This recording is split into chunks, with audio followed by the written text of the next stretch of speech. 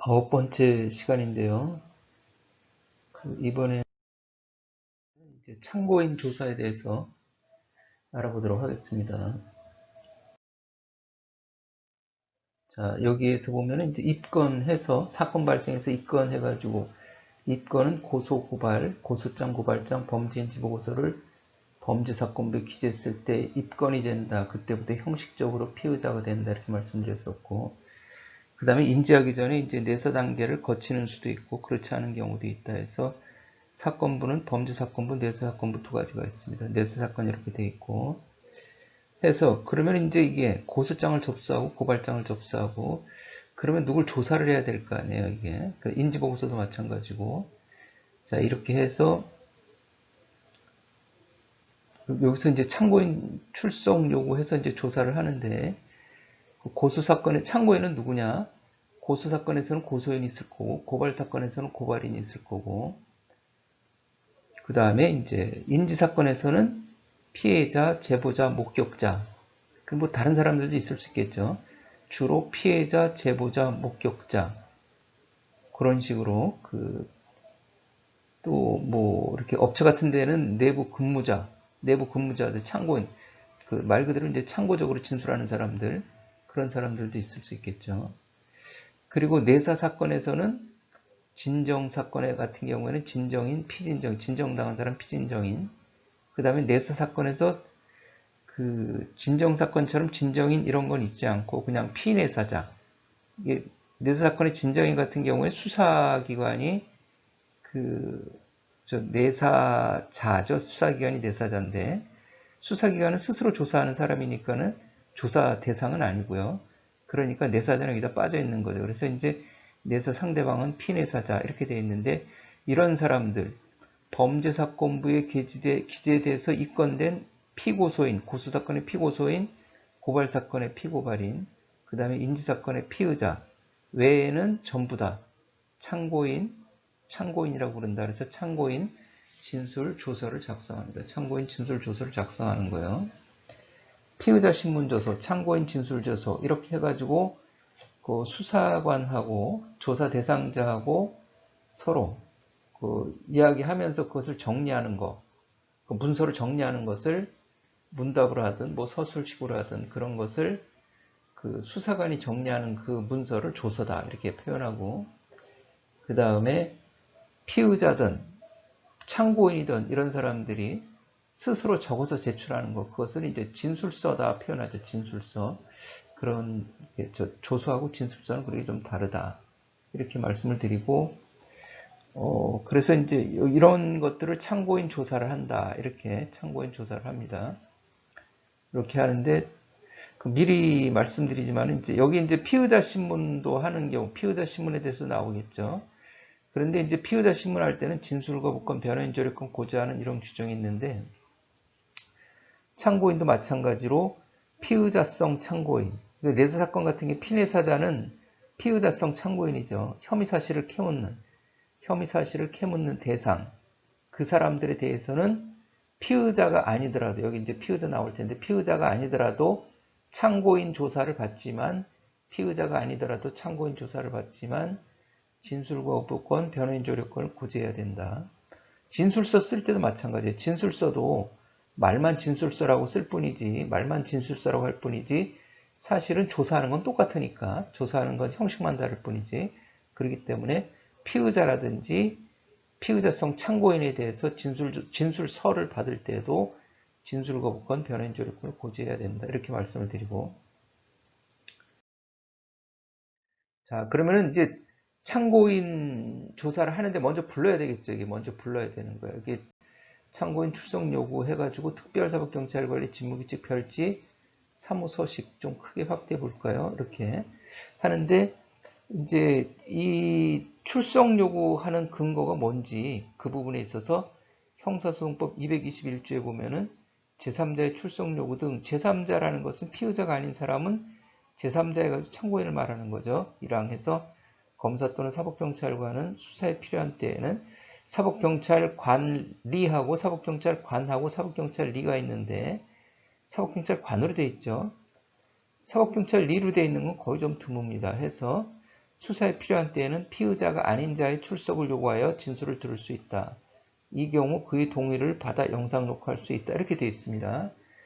필요한 때, 수사에 필요한 때, 형사성법에는 수사에 필요한 때, 필요한 때라는 용어가 자주 등장해요. 이 문구가.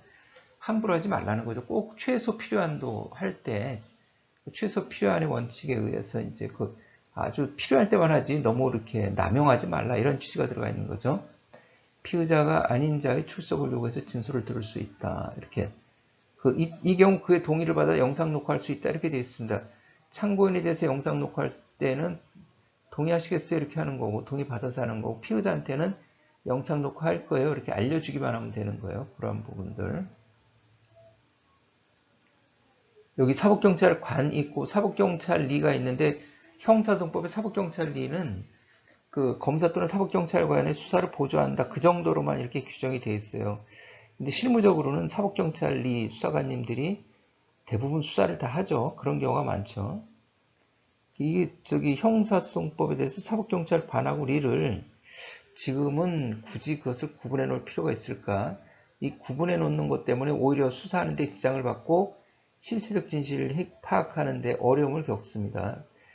그래서 언론인들이 가끔 보도가 될 때도 있지만은 예를 들어서 뭐 지금 여기 압수 부분에 따로 나오겠지만은 그 이미 제출받는 거는 218조에 형사법 218조에 사법경찰관은 소유 소유자 보관자로부터 이제 임의로 이렇게 증거물 제출받을 수 있다. 영장 필요하지 않다. 이런 규정이 있는데 사법경찰관이 받도록 되어 있어요. 그래가지고 급하게 수사하는데 그 사법경찰리가 이미 제출받았다고 그래가지고 그것을 이제 증거를 쳐주지 않는다든지 그런 것들이 가끔 언론에 보도되기도 하고 그러는데 왜 굳이 사법경찰관하고 리를 구분을 해놔가지고 이렇게 수사하는데 애로사항 있게 만드는지 과거에는 물론 이제 구분할 필요가 있어서 그랬지 모르겠지만은 현실하고는 맞지 않다 그래서 이런 부분도 좀 형사소송법 개정에 이런 반영이 좀 됐으면 하는 그런 좀 생각이 있고요. 자, 이렇습니다. 그리고 이제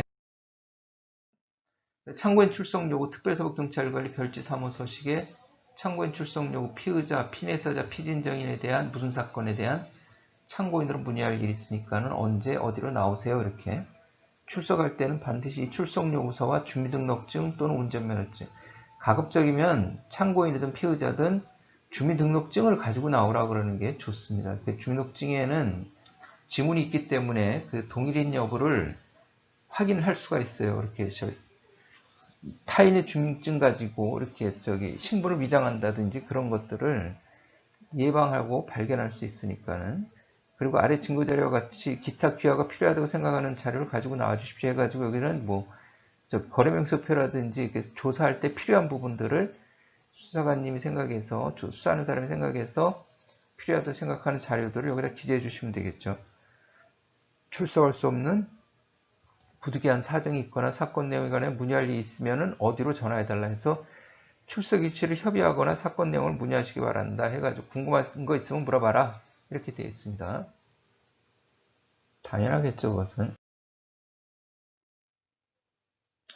이래서 그런데 이게 이제 이거는 참고인용 출석 요구서에 피의자용하고 다른 거는 피의자용은 여기다가 뭐라고 추가되어 있냐면은 정당한 사유 없이 출석 요구에 불응한 때에는 형사소송법에 의해서 규정에 의해서 체포될 수 있습니다. 이렇게 되어 있습니다. 그러니까 정당한 사유 없이 출석 요구에 불응할 때에는 형사소송법 규정에 의해서 체포될 수 있다. 이런 규정이 되어 있어요. 피의자는 체포할 수 있는데 참고인은 체포할 수 없겠죠. 피의자가 아니니까.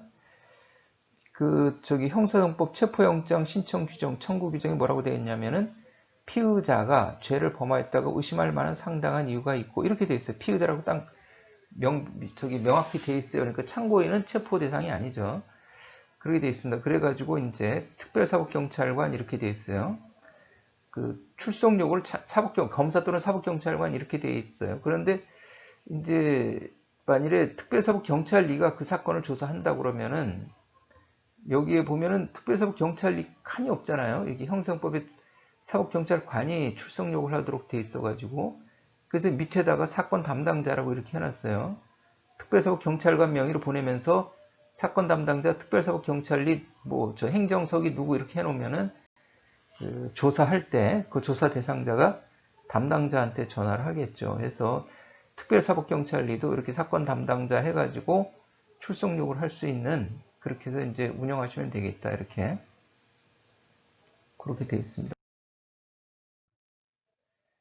그래가지고 여기 이제 이렇게 출석 요구를 했으면은 출석 요구했다고 수사 진행 과정의 모든 것들을, 진행 과정의 모든 내용들을 이렇게 수사 보고서로 해도, 서식이 있는 거는 그 서식을 활용하면 되고, 그리고 서식이 없는 것들은 이렇게 이제 수사 보고서라는 내용으로 해가지고 그 진행사항을 다 나타내 줍니다. 그래야 이게 어떻게 보면 수사 기록 흐름에 윤활유 역할을 하는 거예요. 그래서 수사 보고 할 때는 수사 보고 옆에다가 반드시 가로 열고 여기다가 그 보고서의 취지를 간략하게 기재를 해 주셔야 됩니다. 이 기재를 하지 않고 이게 만일에 이게 없다고 치면은 이걸 이제 그 예를 들어 가지고 이게 없다. 이게 없다. 이게 없다. 이렇게 치면은 나중에 기록 목록 작성할 때 수사 보고만 기재하게 돼요. 그러면 10페이지도 이게 수사하다 보면은 수사 보고서를 꽤 여러 번 치게 되는데, 작성하게 되는데, 그럼 10페이지도 수사 보고 15페이지도 수사 보고 20페이지도 수사 보고 하면서 수사 보고만, 제목이 수사 보고만 쭉 나오면은, 이게 제목이 수사 보고서만 이렇게 쭉 나오면은 이게 뭐에 대한 수사 보고인지 알 수가 없잖아요. 다 들춰봐야 돼요. 그러니까는 이렇게 여기다가 이제 이렇게 해서 요거를 기재를 해줘야,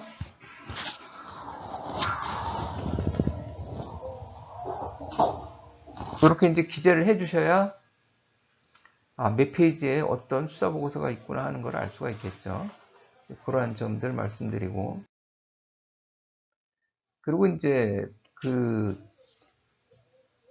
수사보고 하는 내용, 전화 출석에서 수사보고 하는 내용들을 이렇게 예시를 해놨습니다. 그러니까는 이런 예시를 보시고, 그 수사보고서는 별도의 형식이 없으니까 그 내용을 그 개조식으로 간략하게 써주시면 되는 거예요. 이런 식으로 이제 하시면 되겠다 이렇게 말씀을 드리고,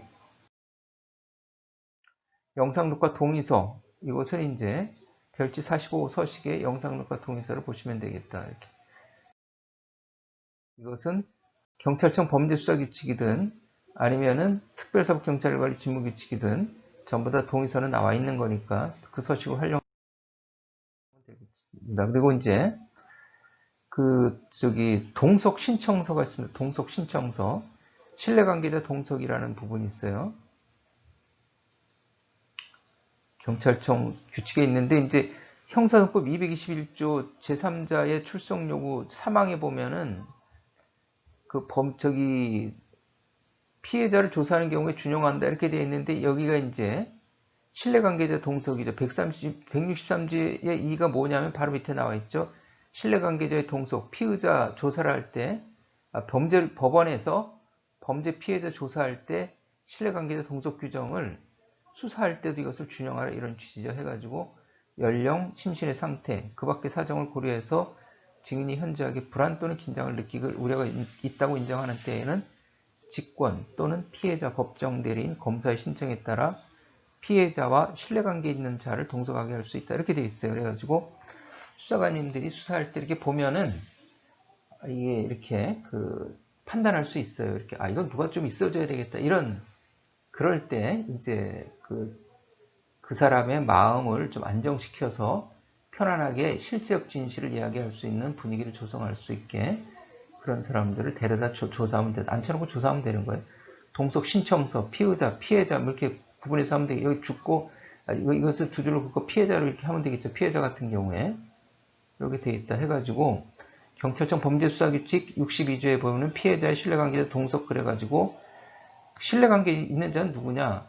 직계 친족, 형제자매, 배우자, 가족, 동거인, 보호시설 또는 교육시설의 보호자, 교육 담당자 등 이렇게 돼 있어요. 등은 뭐 전부 다 된다는 거잖아요. 그렇지만 가급적 열거되어 있는 이 범위 내의 사람을 선택해가지고 심리적 안정과 원활한 의사소통 줄 수 있는 자를 참석시켜서 신청받아서 할 수도 있고 직권으로 할 수도 있고 이렇게 봐가지고 이거 좀 누가 좀 있어야 되겠다. 이게 좀 그러면은 이제 하시면 되는 거예요. 이렇게 크게 뭐 부담 가질 거 없이 그냥 하시면 됩니다.